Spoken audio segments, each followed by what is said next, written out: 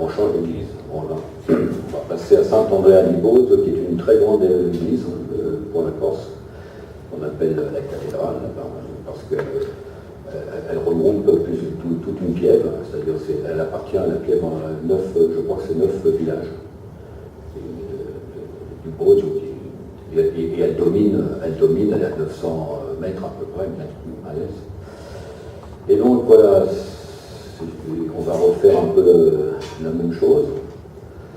Donc, toujours pareil, vous voyez les fissures, il faut virer les fissures, il faut les nettoyer, il faut les réarmer avec du mortier, voire avec de l'eau chaude qui nous sert pour consolider les mortiers, plus un mortier filasse qu'on place au fond des fissures, et ensuite on va tout doucement arriver à un mortier fin pour pouvoir retravailler dessus. Donc là, pareil, des prises de poncifs pour avoir des traces des décors. Et ensuite, on cherche des couleurs d'origine aussi, bien sûr. Et donc on part, c'est simple, c'est du pigment, de l'eau, un peu de chaud, un petit peu de colle, et on doit comparer pour obtenir la couleur d'origine, pour pouvoir faire des raccords, voire même parfois plus que des raccords. Et voilà, une fois fini, ça donne ça, c'est la partie qu'on a vue tout à l'heure. Voilà, on voit peut-être un peu mieux là.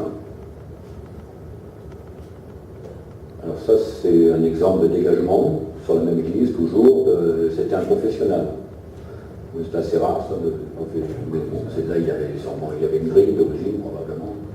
Et il fallait s'asseoir devant, la grille était derrière.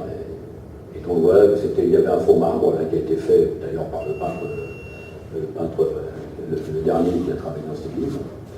Et en dessous, donc, on a ressorti, quand même, ça vaut quand même plus la peine. On mélange les genres dans le sens où on passe d'un siècle à l'autre. Il y a une partie de l'église qui va être comment dire, restaurée d'après, par exemple, toute cette partie-là, c'est restaurée d'après un siècle avant le reste de la restauration.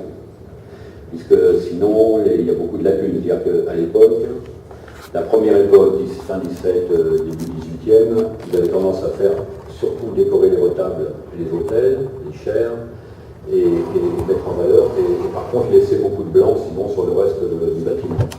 Et l'époque suivante, donc 18e, là par contre, ils ont fait ce genre de décor, de trompe-l'œil. Donc là on voit que c'est tout tordu, comme vous voyez, mais d'en bas c'est pas tendu. C'est tendu parce qu'on est là, on est devant.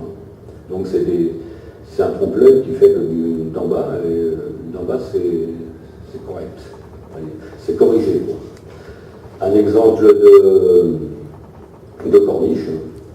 Alors voilà, c'est simple, il suffit une fois qu'on a fait tomber tout ce qui veut tomber, une fois qu'on a remis les mortiers en place et qu'on a fait des gabarits pour retirer les corniches, c'est-à-dire on fait des gabarits sur mesure, sur place. Ça c'est l'origine. Ça c'est d'origine, donc voilà, avec tout ce qu'on trouve d'origine, on va être obligé de refaire toutes les longueurs de la même manière. Là aussi, vous voyez, il y a beaucoup de manques, mais on arrive à savoir quand même exactement comment c'était.